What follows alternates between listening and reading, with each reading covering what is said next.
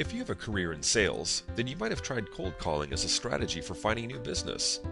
The effectiveness of cold calling today is still being debated, with many of its advocates saying it's still an important part of the way they find new business. But most cold calling success stories seem to be anecdotal at best, without any real facts or statistics to back them up. Others claim that times have changed, and cold calling just doesn't seem to be working nearly as well as it used to. Chances are, the more expensive, complex, commoditized, or abstract the solutions are that you're selling, the less likely cold calling is working for you today. So what happened? Well, the information age happened. Let's go a little deeper. Meet Peter. Peter is a C-level executive who works at a large company. He's very busy, and he makes buying decisions. Peter looks like the perfect guy for you as a sales executive to call on. Back in the 1990s and prior, Peter's company was growing, and he needed to find solutions to various problems. So Peter would look in places like the Yellow Pages. Remember those? He cut out ads he saw in newspapers or magazines, and he took cold calls from sales executives. Once Peter knew a problem became a priority, he would call them in to make presentations. Pete relied on those salespeople as his primary source of information on solutions. But then something changed. The information age happened. Sometime in the late 90s, after the internet became mainstream, Pete found out he could go online to look up the information he needed.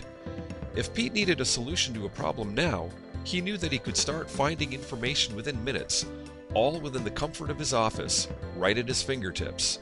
As the years went by, that information he found online became increasingly detailed. Pete was able to find articles and websites and blogs. He was downloading free white papers, joining forums and speaking with others who had the same problems and had already found solutions. He sometimes found free trials, and some companies offered to email him regularly with useful information until he was ready to buy. Pete soon found out that he usually didn't need to speak to salespeople until he was much further along in making a purchasing decision.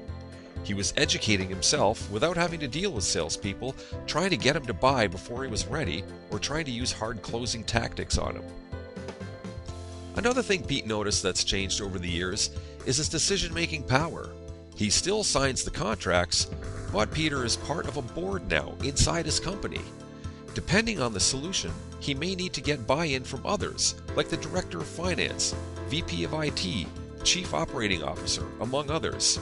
This further complicates the jobs of sales executives trying to sell to Pete today. Does this sound familiar?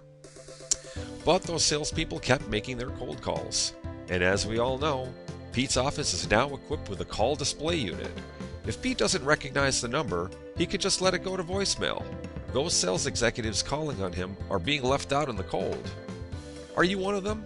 Are you still relying on cold calling as your single strategy to find new business and capture your prospects' attention? If so, you need a plan and a new overall strategy. Visit IHateSalesProspecting.com for free resources, strategies, and tips to make you a more effective new business hunter.